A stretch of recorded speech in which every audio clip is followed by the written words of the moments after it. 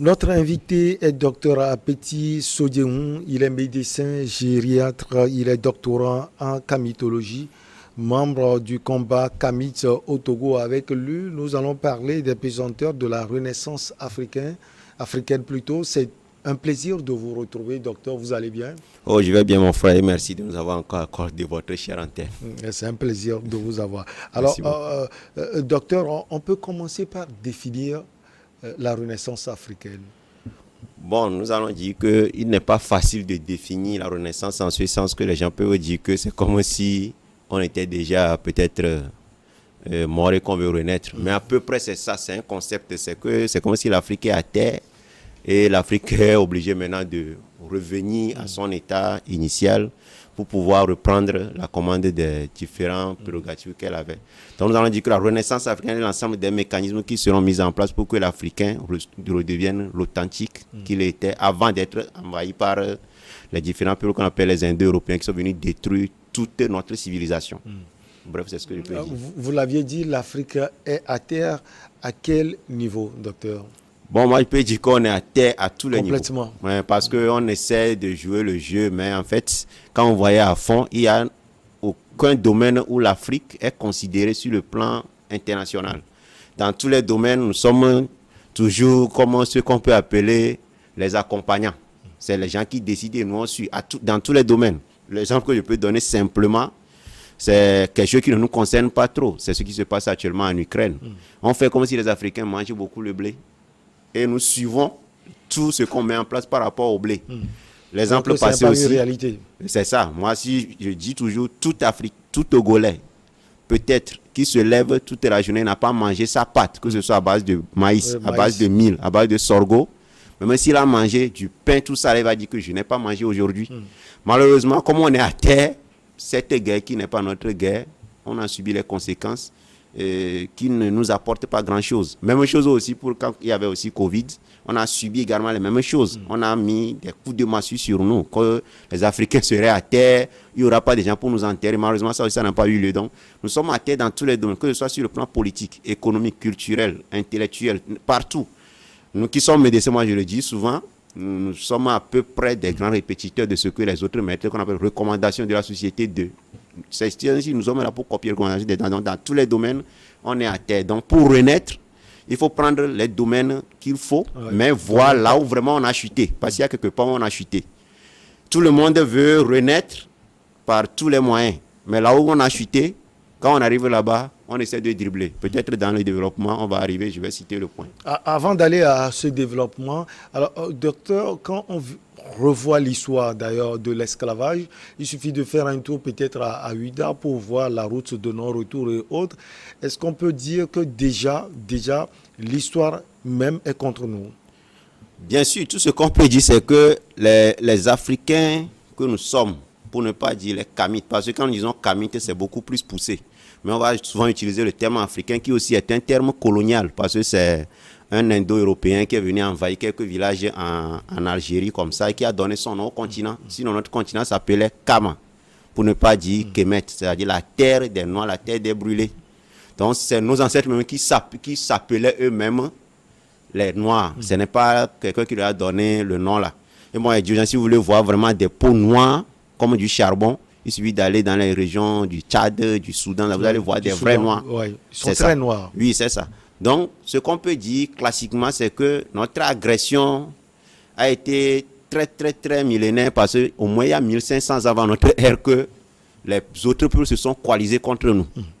Et depuis 1500 avant notre ère, que ce soit les peuples qui sont en Asie, les peuples qui sont en Europe, qui, nous on le dit généralement, ont la malchance d'être dans des endroits où l'environnement ne leur est pas clément, ont développé des instincts de brutalité. C'est ça qui fait qu'ils sont obligés de venir s'attaquer à des peuples où la sédentarité, le climat a permis de développer des civilisations. Et c'est ce qui explique réellement que quand on voit comment l'histoire s'est déroulée jusqu'à aujourd'hui, il n'y a jamais eu un moment où cette histoire a été en notre faveur. Seulement nos ancêtres se sont toujours battus, comme nous aussi on est en train de le faire, pour redresser l'histoire, parce que on doit savoir que si l'Afrique est le berceau de l'humanité, quand on dit humanité, il y a toutes les connaissances dedans, il y a la civilisation, il y a tout. C'est pourquoi je conseille toujours aux gens qu'on doit relire les livres qu'il faut. La plupart des livres qu'on nous donne à lire, généralement quand vous lisez, vous répétez juste après des choses que vous n'avez pas besoin de répéter. Beaucoup de gens ne savent pas qu'il y a au moins 200 ans, 300 ans, que nos frères, nos aînés, nos parents qui ont vécu dans des endroits où il y avait beaucoup d'atrocités, ont produit des documents où normalement quand on met les autres peuples dans ces conditions, ils ne peuvent rien produire. De plus, beaucoup de gens ne savent pas qu'il y a beaucoup d'Africains qui ont fait des découvertes. Nous on dit, il y a un livre qu'on appelle Les Inventeurs savants noirs. À quel niveau des études on nous apprend que tel noir a inventé tant? On ne nous apprend rien. Donc les livres comme ça, on doit lire pour savoir que, il n'y a pas de théorème de Pythagore, comme je le dis souvent, il n'y a pas de théorème de Thalès, il n'y a pas de serment d'Hippocrate, je suis désolé même si je suis médecin, que toutes ces choses sont écrites dans nos langues. Et je peux dire clairement que la manière dont on doit écrire les V, ce n'est pas la phonétique qu'on écrit là. Nos ancêtres écrivent tout ça. Il y a tous ces livres. C'est ce qu'on appelle les papyrus qui sont là. En lisant tous ces livres, on verra qu'il y a des millénaires que nos ancêtres ont développé des civilisations, des connaissances qu'on doit aller reprendre pour renaître vraiment. Parce que pour renaître, il faut retourner en arrière, faire comme si vous êtes totalement annihilé pour renaître de nouveau. C'est ce que les plantes font, c'est ce que toute chose fait. Malheureusement, nous, on ne veut pas retourner en arrière, on veut être dans ce qu'on appelle le paraître pour plaire. On veut être à la fois chinois, japonais, européen, tout le monde, sauf nous-mêmes. Alors que moi, je n'ai jamais vu un manguier qui a commencé par pousser des bananes. Alors, on ne veut pas retourner en arrière. Cela constitue, c'est quand même un frein à la renaissance africaine. On va parler justement de ces pesanteurs, docteur Apeti. Véritablement, c'est ça. Parce que ce retour en arrière nous demande beaucoup d'efforts. Comme je le dis souvent, ici où nous sommes aujourd'hui, si nous prenons le cas de nous qui sommes peut-être dans le domaine de la santé, on nous a formés dans un paradigme de telle sorte que ça nous permet de vivre. Donc, si tu ne sais pas aller en arrière, peut-être il y a des types de patients que tu n'auras pas. C'est vrai. Donc, pour ces intérêts, beaucoup de gens prennent pas ces positions. Je m'amuse toujours à dire aux gens qu'en prenant ces positions, je sais que je cours beaucoup de risques de diverses manières. Mais je pense que la meilleure façon, c'est de prendre les risques, mais c'est de bien faire aussi ton travail. Parce que si nous sommes là aujourd'hui, la médecine qu'on applique, aujourd'hui, la fois passée, je vous disais ici que celui qui a écrit l'un des grands tests de protection des personnes âgées, c'est Ptahotep. Mais c'est comme si la gériatrie serait née dans les années 90, 2000. Et tout le monde sait qu'en Afrique, la personne âgée a toujours été vénérée. C'est ça. Celui qui a écrit le serment, c'est Imhotep, c'est pas Hippocrate. Et tout ça, il faut qu'on sache lire les tests qu'on appelle les tests classiques, les tests fondamentaux, à travers lesquels on peut voir ce que nos ancêtres ont écrit. C'est les hiéroglyphes. Et puis, les hiéroglyphes, il y a plusieurs formes. Il y a la forme rapide qui ressemble un peu à l'arabe, à l'acadien, à l'hébreu, tout ça. Donc, il y a les tests qui sont là, qui sont des tests sacrés. Si nous voyons nos habillements, tous nos ancêtres écrivaient partout. C'est comme la connaissance de l'écriture était un amusement pour eux, dans les temples partout. Donc, si on sait déchiffrer ça, on va voir que nos ancêtres ont fait beaucoup de choses qui vont nous permettre véritablement de sortir la tête de l'eau. Sinon, actuellement, moi, je dis, qu'on soit émergé ou immergé, on est toujours dans la mer. Alors, docteur, cette renaissance africaine, en quoi elle est différente de la renaissance africaine proposée, par exemple, par Cheikh Anta Diop? Bon, je ne pense pas qu'il y aurait une grande différence. C'est pourquoi moi, je m'amuse toujours à dire aux gens que à l'heure actuelle, c'est comme si nos prédécesseurs ont fait beaucoup de choses et que nous, on n'arrive même pas à commencer le minimum de ce qu'ils ont fait et on est en train de les noyer. Parce que quand on parle de Cheikh Anta Diop, ce qu'il a produit comme document, ça ne devait pas normalement passer inaperçu lors de nos cursus. Mais tout le monde sait que Cheikh, on n'en parle pas. Et je dirais clairement aux gens que Cheikh, même quand il est revenu pour donner sa connaissance en Afrique et en particulier au Sénégal, mais il a été de plusieurs manières maltraité par le président de la République. Et que nous tous, on a appris avec honneur, on prenait son nom, Léopold Sédar Senghor, qui est honoré à plusieurs niveaux. On le refusait, on lui demandait du salaire à Cheikh Anta Diop. Il veut m'enseigner gratuitement, on refuse. Parce qu'il a pu démontrer que ce qu'on a dit qu'en Égypte antique, qui est la vallée du Nil en fait, que c'est les Noirs qui étaient là, qui ont produit toutes les connaissances que les autres sociétés sont venues voler. Et sa thèse a été refusée pour être soutenue à l'université, je pense, de Sorbonne. Et ce monsieur, malgré tout ce qu'il a fait, n'a pas eu vraiment la connotation qu'il faut. Donc nous, c'est nous les Kamito aujourd'hui qui essayons de diverses manières de mettre ce monsieur au sommet. Tout ce qu'il a produit, si on s'est approprié de ça, nous on ne serait plus à cet état produit parce qu'il a mis tous les leviers qu'il faut. C'est à partir de ces œuvres même que l'élément majeur de notre difficulté à renaître est démontré. Lui, il a tout démontré que pour que nous on renaisse, il faut notre culture. C'est notre culture, en fait, c'est là le problème. Ouais. Parce que la culture, c'est l'ensemble des expériences dans tous les domaines, que ce soit politique, économique, culture, tout. Philosophique, tout. C'est tout ça. Qu'est-ce que mes ancêtres ont fait? Qu'est-ce qu'ils ont fait de mieux? Qu'est-ce que je peux améliorer? Tout ça, là. Mais nous, on laisse tout ça. On veut s'approprier de la culture des autres. Donc, pour Tchèque Anta Diop, il n'y a pas de grande différence. Seulement, tout ce que ceux qui sont un peu beaucoup plus Kamito aujourd'hui lui reprochent, c'est qu'à un moment donné, pour pouvoir faire passer certaines informations, tu es obligé de faire des concessions. Et il a fait quelques concessions en voulant universaliser sa position. Or, l'Européen n'a aucun intérêt à ce que toi tu universalises ta chose vers lui. Lui, son importance, c'est que ce que lui il a, que tu sois dominé par ça. L'Asiatique n'a aucun intérêt. Mais dire que Tchèque Anta Diop n'a pas fait le travail qu'il faut, ça c'est de mauvaise foi. C'est l'un même des pionniers à qui on rend toujours hommage. D'ici peu, ce sera même organisé au Sénégal à cause de lui, le centenaire de sa naissance, je pense de la réunion de l'Afrocentricité internationale, où il sera encore mis à l'honneur, puisque tout le monde sait qu'il a été même, à un moment donné plébiscité comme le meilleur intellectuel de tous les temps au Sénégal. Donc pour Tchèque Anta Diop, il n'y a pas de débat. Il a déjà posé les bases. C'est pourquoi on dit, si vous voulez lire les livres, allez lire tous les livres de Tchèque Anta Diop et vous comprendrez que tout ce qu'on fait aujourd'hui, qu'on veut passer par peut-être l'Union africaine, tout ça là, CEDEAO, tout ça pour refaire l'unité africaine, c'est des pertes de temps, puisqu'il a posé les jalons comme il faut. Alors, docteur, si on comprend bien, cela veut dire que peut-être l'Européen, l'Occidental passe par l'Africain peut-être pour enterrer les efforts consentis par les Africains pour pouvoir donner une image notable à la Renaissance africaine. Bon, en fait, c'est la triste réalité, puisque nous tous on voit ça. Quand on prend tous nos pays, dans tous les domaines, c'est à travers nous-mêmes qui est tous ces problèmes. Je vais profiter pour citer en même temps quelqu'un de nos têtes, qu'on appelle le professeur Djoubi Fakoli, qui est un défenseur fervent de tout ce que nous on dit. C'est ceux-là qui ont enseigné même nos maîtres, qui a produit plusieurs livres, qui est actuellement détenu au Mali. Parce que moi, je m'amusais toujours à dire aux gens que bon, il y a beaucoup de choses qui se passent au Mali, tout le monde est content. Je leur concède. Mais si sur le plan spirituel, on ne voit pas cet aspect, après politique, tout ça là, bon, pour la politique, on est avec Poutine. Mais est-ce que sur le plan spirituel, on est avec Poutine? Je ne dis pas d'aller avec. Ce que je veux dire, c'est que on accepte Poutine pour aider les gens à régler un problème sur le plan militaire, mais sur le plan de l'invisible, sur le plan spirituel. Mais vous ne pouvez pas accepter la spiritualité des Occidentaux et refuser la suprématie militaire des mêmes Occidentaux. C'est là le problème, non? Le Mali ne sera pas après, si les choses donnent ce qu'eux-mêmes souhaitent, ne sera pas après un pays où il y aura catholique, orthodoxe, comme en Russie.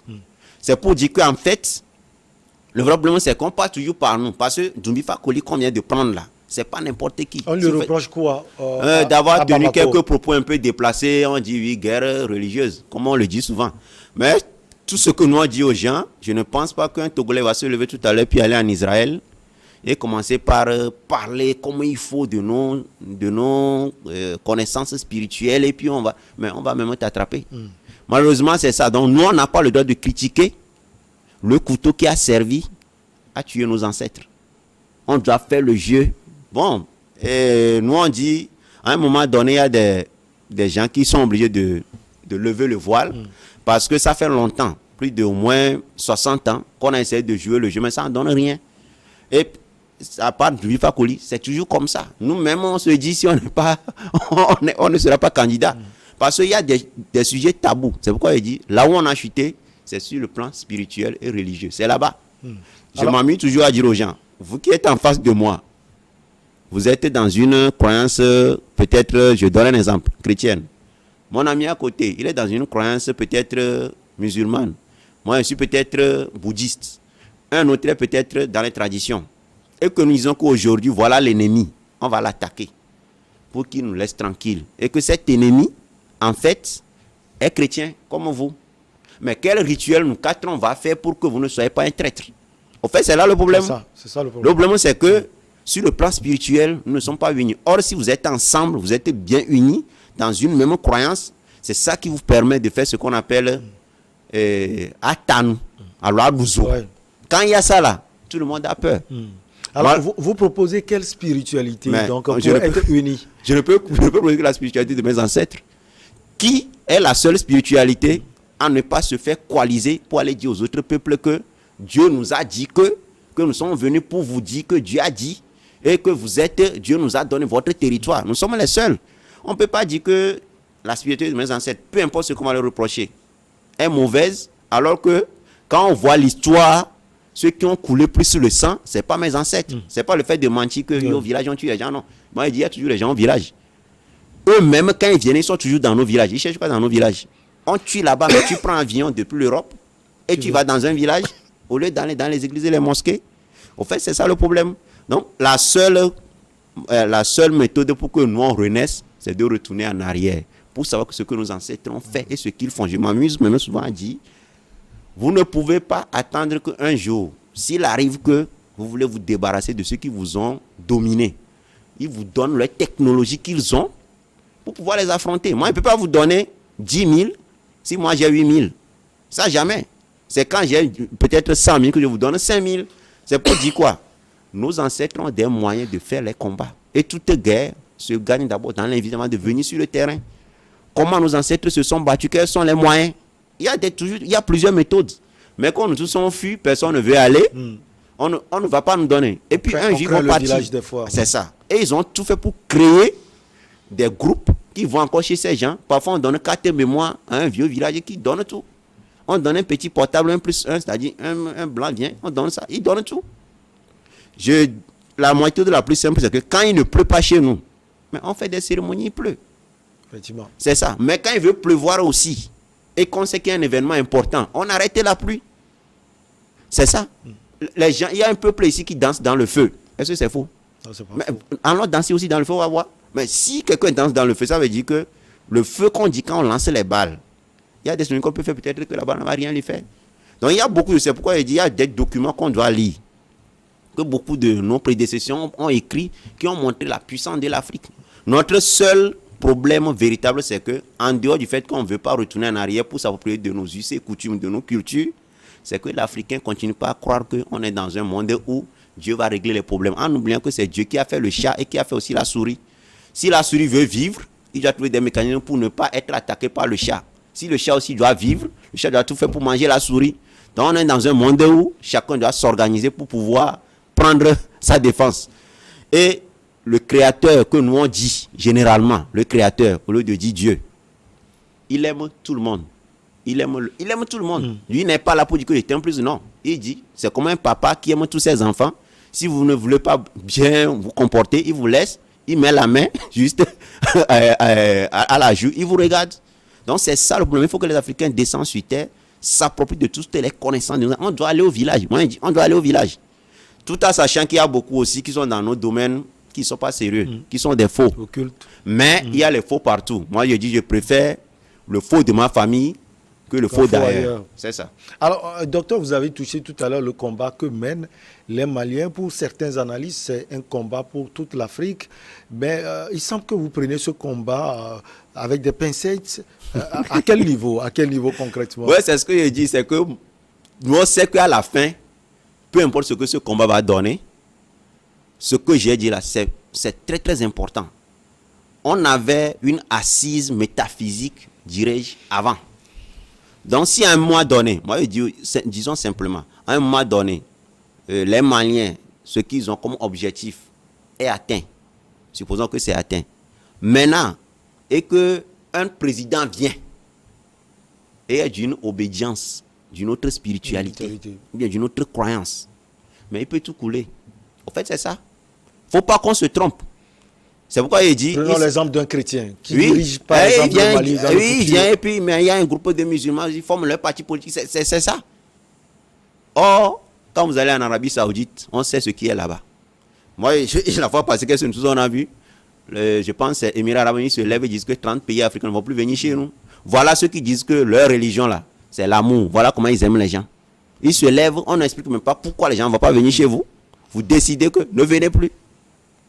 Et c'est ça que nous on prend tous les jours, que un de vos frères, vos aînés, vos papas, critique, donne un peu son opinion. Le vieux, de plus de 70 ans, est actuellement, je pense qu'il est déjà en prison. C'est pas bien. Or, ce que lui propose là, c'est ça. C'est pourquoi nous on dit souvent que s'il arrive un jour et que tous ceux qui gèrent les affaires de notre cité prêtent serment sur nos croyances, sur nos connaissances, sur leurs parents qui sont partis, ils seront plus rigoureux que ça parce qu'il n'y aura plus assez de trahison. C'est ça. Parce que quand le musulman va venir au Mali, il va prêter serment sur le Coran. Quand le chrétien va prêter serment sur la Bible. Mais tous ils savent qu'il n'y a pas leur ancêtre dans ça. Ils savent bien. Alors, docteur, vous avez proposé un retour en arrière basé sur la culture. Comment cela peut se faire? Ce que je dis souvent aux gens, ce n'est pas aussi compliqué que ça. Notre premier socle, c'est d'où nous tous on vient. Il y a beaucoup qui sont à Lomé, mais qui viennent de quelque part, qui viennent du village. Il y a les autochtones de Lomé. Et comment on retourne à la source? C'est d'aller dans ton village pour voir ce qui se fait. Comment les choses se font. Et depuis la naissance, qu'est-ce qu'on fait quand un enfant vient dans ce monde? Comment on fait? Comment donner un nom à un enfant? Quel est l'objectif de donner un nom? Il y a tout ça. Parce que le nom qu'on vous donne, c'est ce nom-là qui vous suit, c'est ce nom qui vous donne tout ce que vous allez être demain.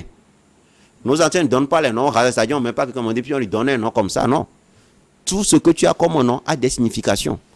Pourquoi on fait tel rituel compte tenu de tel nom? Après, il y a ce qu'on appelle la consultation, je peux dire, de l'univers, que je peux appeler le Fa, pour savoir sur quelle étoile tu es venu à peu près, dirais-je. Il y a tout ça, donc le retour à ça, c'est pas compliqué. Maintenant, après, pour unir, il y a toujours les rituels qui se ressemblent dans les différents pays, qu'on peut maintenant prendre pour former en fait un corps spirituel très élevé qui peut unir tous les Africains de l'Afrique et aussi de la diaspora. Mais tout le monde doit retourner en arrière, voir ce qui se fait chez lui à la maison, s'en approprier, quitte à ce que peut-être s'il y a des choses qui ne l'intéressent pas, demander aussi à comprendre. Parce que moi, je n'aime pas que chaque fois que je dis non, non, demandez à comprendre pourquoi on fait ça. Parce que quand vous allez demander à comprendre, on va vous expliquer. On va vous expliquer. Vous allez comprendre simplement. Il ne faut pas dire non, ce qu'on fait là-bas, c'est sale, non. Il y a les choses sales partout.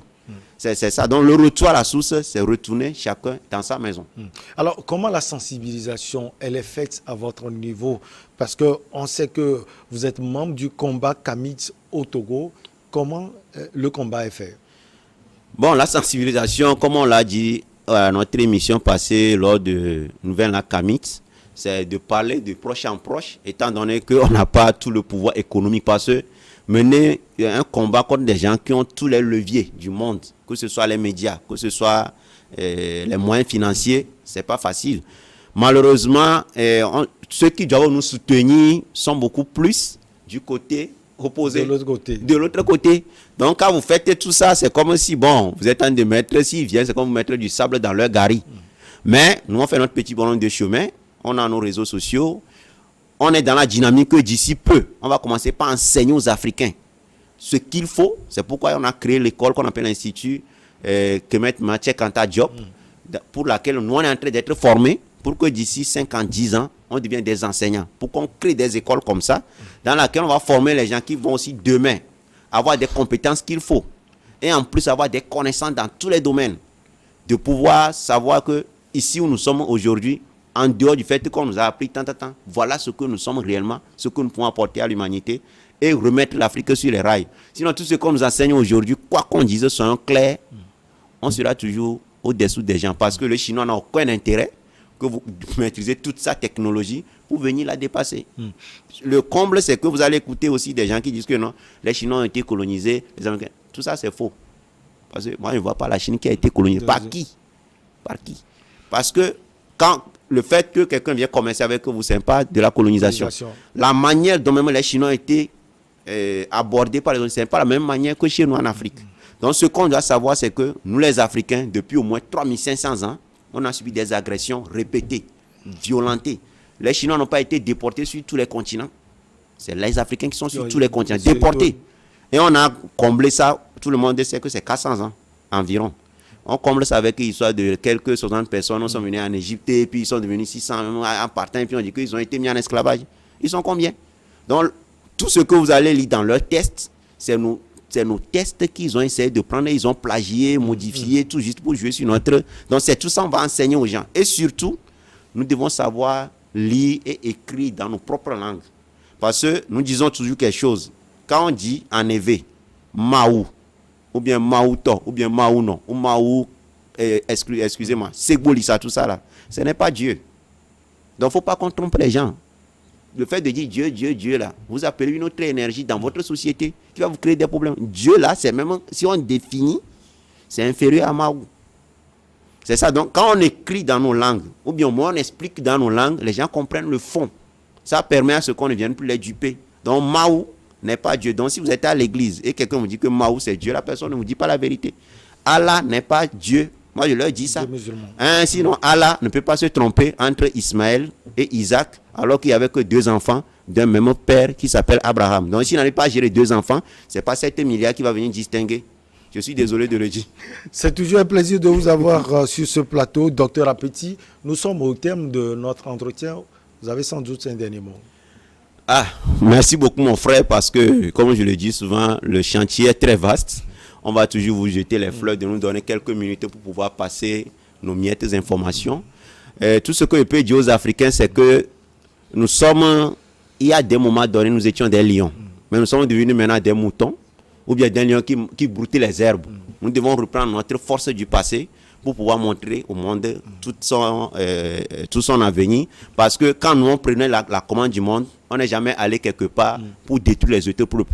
Et nous en avons toujours prouvé. L'Égypte antique a dirigé le monde pendant 5000 ans. L'Empire du Ghana, 1000 ans. Mali, 500 ans. Mais il n'y a jamais eu de prison. Donc ça veut dire qu'on avait une manière de gérer qu'on appelle en fait la maths.